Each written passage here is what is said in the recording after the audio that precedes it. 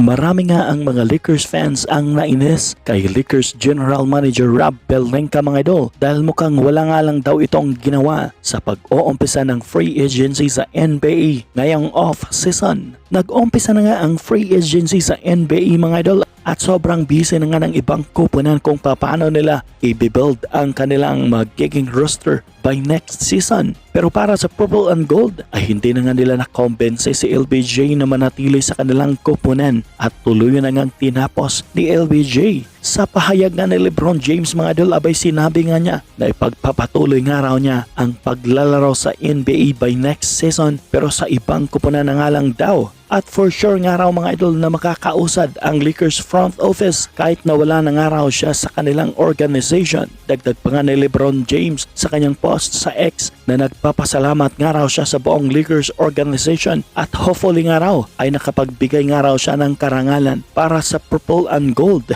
Samantala after ngang hindi nakuha ng Lakers si LeBron James mga idol, abay marami nga ang nainis na mga Lakers fans sa Lakers General Manager na si Rob Pelinka dahil pagkatapos ngang hindi nakuha si LeBron ay nawala din sa kanilang koponan si Luke Kennard. Matatandaang si Kennard ang may mas mataas na 3-point shooting percentage noong nakaraang season. Nagtataka nga ang maraming Lakers fans sa nangyari gayong meron naman daw 50 million cap space ang Lakers dahil hindi nga nakuha si LeBron James. Pero bakit gano'n na nga lang daw kadali nakuha ng Phoenix Suns si Kennard ng may $13 million 2-year deal? Kumbaga bakit wala man lang daw ginawa si Rob Pelinka para manatili sa kanila si Kennard gayong $30 million deal lang naman ang offer ng Phoenix Suns sa kanya kumpara sa $50 million cap space ng Los Angeles Lakers. At heto nga ang ilan sa naging reaksyon ng mga Lakers fans sa pagkawala nga ni Kennard sa kanilang kupunan. Sabi nga nung isa dito mga idol, the Suns got a steal nga raw. Kumbaga mukhang ninakawan nga lang daw ang Lakers ng isang sharpshooter sa murang halaga. At ito sabi pa ng isa mga idol, what's the point of having cap space if we don't use it?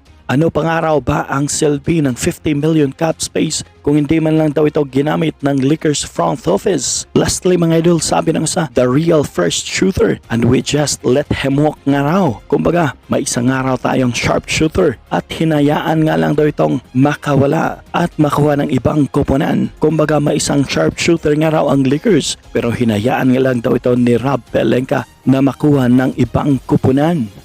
At marami pang naging komento ang mga Lakers fans dahil nga frustrated kay General Manager Rob Pelinka mga idol dahil nga sa pagkawala ng isang sharpshooter na si Luke Kennard para sa Purple and Gold.